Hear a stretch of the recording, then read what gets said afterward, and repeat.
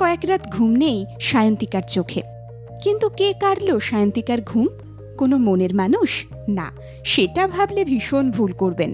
আসলে সায়ন্তিকার ঘুম কেড়েছে পোষ্য শেরি। 7 বছরের শেরির ঠান্ডা লেগেছে, সেই সঙ্গে মাইনর হার্ট অ্যাটাক।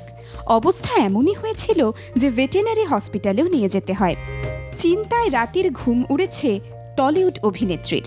আপাতত বাড়িতে মাম্মির আদরে আছে শেরি। অবজারভেশনের মধ্যে এখন একটু ভালোর দিকে। তবে সায়ন্তিকা জানিয়েছেন এখনও বেশ দুর্বল শেরি।